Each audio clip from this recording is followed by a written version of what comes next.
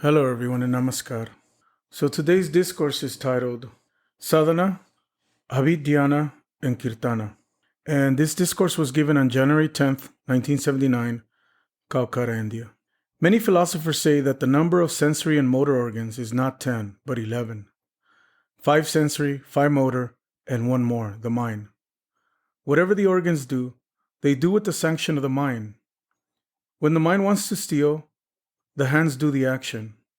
Although the hands, which are undoubtedly a motor organ, do the physical stealing, the real thief is the mind.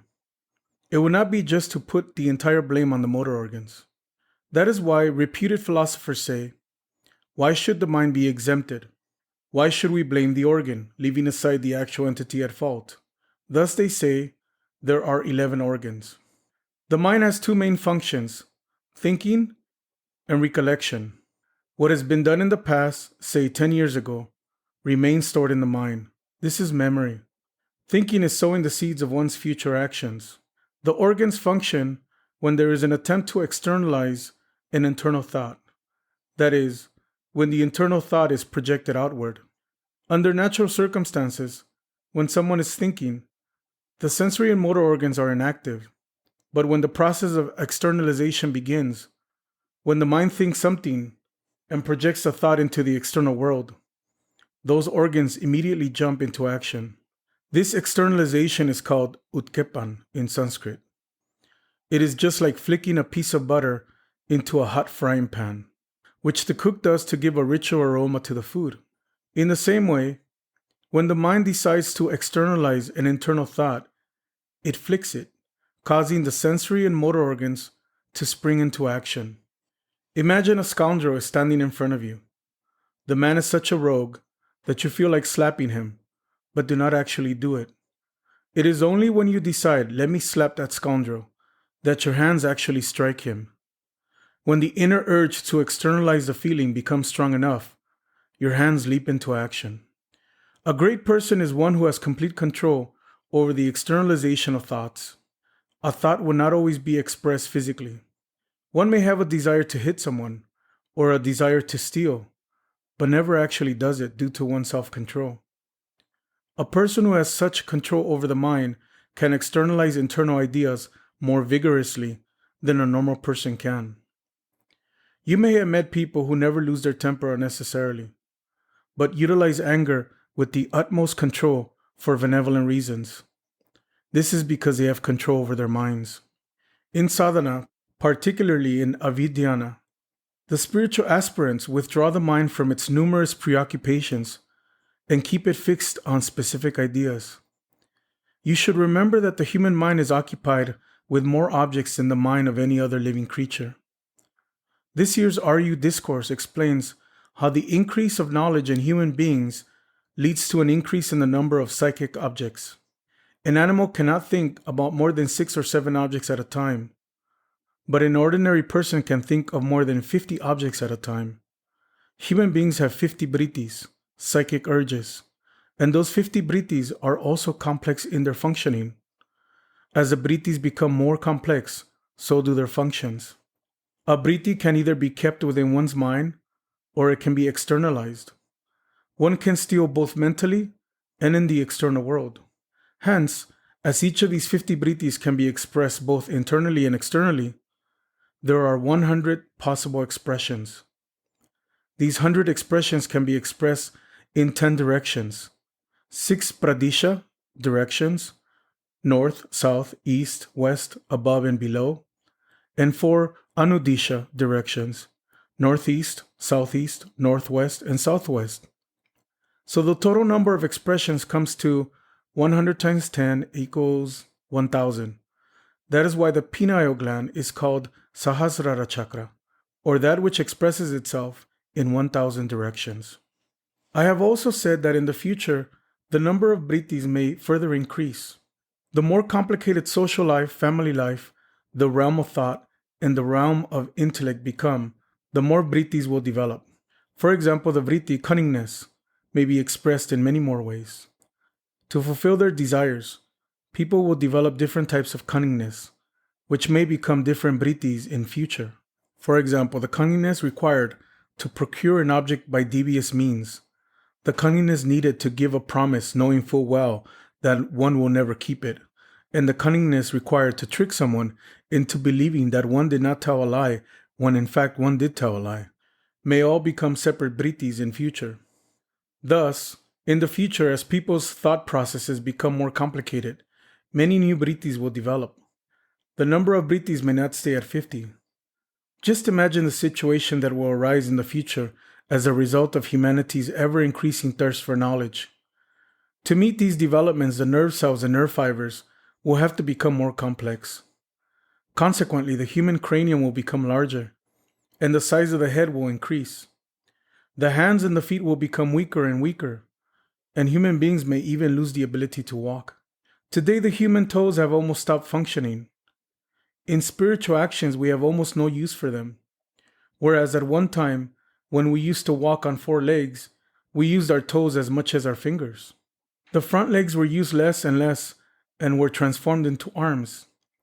And thus, these days, it has become almost impossible for us to crawl on all 4s. There was a time when humans would run on 4 legs, but today they cannot do that. After a time, children feel uncomfortable crawling around on all 4s and try to walk on their hind legs. In the initial stages, when they try to stand up, they soon fall down.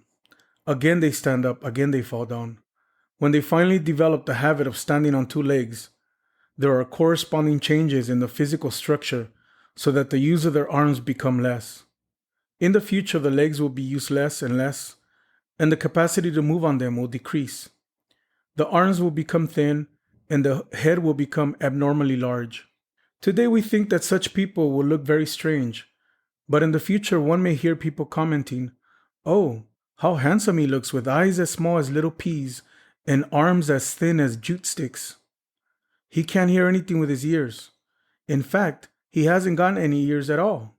What an attractive man."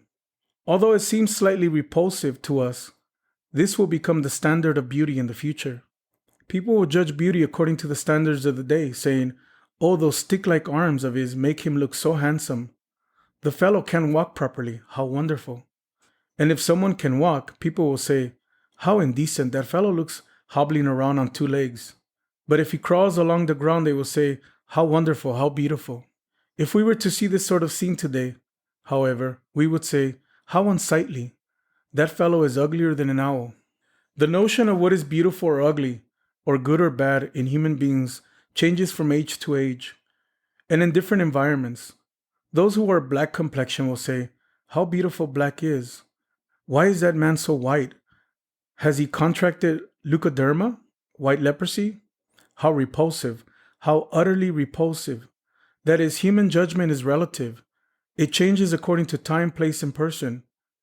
In one particular country of the world, people decompose small fishes, make a sauce out of them, and then bury it in the ground. After 3 months, when the sauce is so rotten that its odor can be smelled even a mile away, they dig it up and eat it with rice and pulses. "Oh, how delicious," they exclaim. But if we were to eat it, we would complain, "How obnoxious, how repulsive." In that same country, a gentleman was frying luchi, puffed unleavened bread, in cow's ghee. The village chief came up to him saying, "Can you please go and cook your food in some other place, far away from here? We have no idea what you're cooking, but whatever it is, it smells terrible. We can't stand it anymore."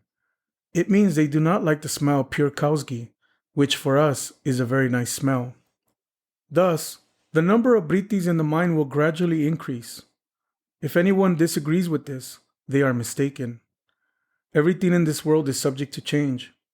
Humans evolved from animals and now have many more brittis than animals.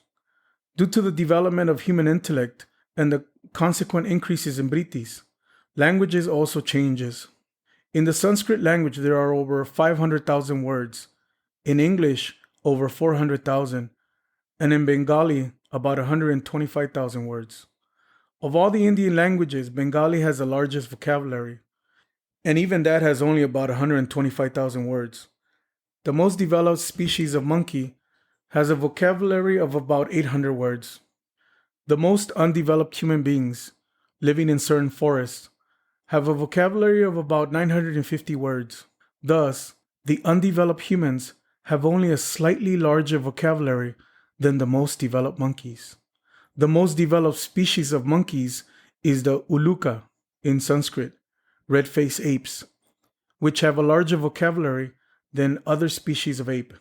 Each of their words, such as kyun, kyan, kui, etc., has a different meaning, but no one has yet taken the trouble to compile a dictionary for them. To withdraw the 10 sensory and motor organs in the mind from all their objects, that is, from the grip of all the vrittis, and to direct them towards Paramapurusha is called Abhidhya. We say directed towards Paramapurusha because Paramapurusha is the source of the creation of mind. His mind has been condensed to create the unit mind. His thought waves have been converted into the mental and physical bodies, and his mental stuff has been transformed into the 5 fundamental factors. Those 5 fundamental factors, through further clash and cohesion, have been turned into subtle mind. The human mind does not come directly from Paramapurusha. It comes from crude matter, which in turn comes from the macrocosmic mind. But when the human mind is directed towards the Supreme Being, it should not be directed through crude matter. It should be directed straight towards the cosmic mind. In Sanchara, the extroversial phase of movement, matter originates from the cosmic mind, and unit mind evolves out of matter.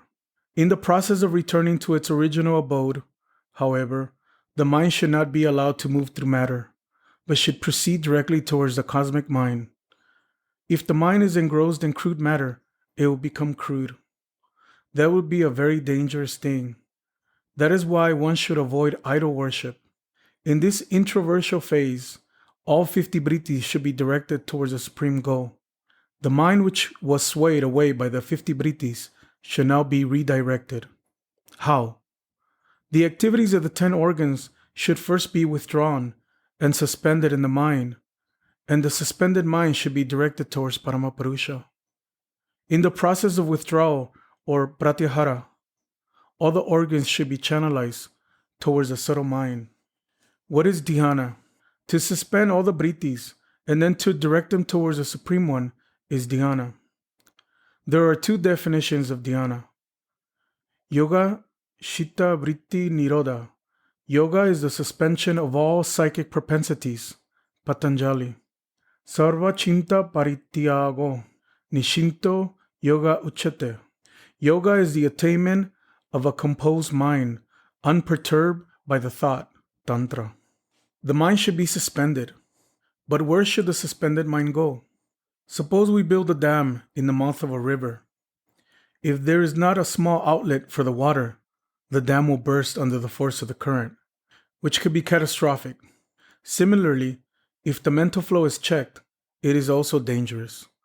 The mind must be directed along a particular path. It must have some kind of mobility. Dhyan means to direct the mind towards the Supreme One. Remembering Paramapurusha as Dhyan. In this thought process, there is a sense of mobility. The absence of mobility leads to crudeness and ultimate destruction. Those of you who are students of psychology will understand this subject better. There are 2 distinct paths. The first is to stop the extroversial tendencies of the mind and become absorbed in the inner goal. The second is to keep all the sense organs engaged in the same activity, such as Kiirtana. When Kiirtana was first invented, the psychophilosophy behind it was this. At the time of Kiirtana, the vocal cord sings, the ears hear, and the hands and feet dance, and thus all the organs are kept preoccupied with the divine. They are not allowed to move wherever they want, but are kept engaged. There is a popular Indian superstition that when ghosts are not kept busy, they break the necks of their prey. Similarly, if the sensory and motor organs are not kept engaged in the attainment of the divine, they may lead one astray. Kiirtana is therefore most beneficial as it keeps all the organs fully engaged in a spiritual pursuit. However, while doing Kirtan, if one listens to anything else, the mind will be diverted. Suppose while doing Kirtana, one lady asks another, "Well, sister, what did you cook today?" This will also be heard by the practitioners of the Kiirtana. To prevent these undesirable sounds from being heard, it is advisable to play some instrument during Kiirtana. A mrindanga, a kind of drum, or some similar instrument should be used. But one should not play any heavy sounding instrument like a dak, a large drum played with sticks, a dol, a loud drum, or a gong. The mind prefers to hear a sweet sound, like that of a mrindanga, than a harsh sound. Some time ago I mentioned that Bola Mayra said that when the cawing of crows and the beating of drums stop, human ears get some relief. People do not like to hear such harsh, unpleasant sounds. The sound of the mrindanga may not be perfect, but it has one quality. It is very sweet. Thus, whenever a distracted mind hears the sweet music of a mrindanga, it returns to the proper place. A remarkable science lies in Kiirtana. Thank you.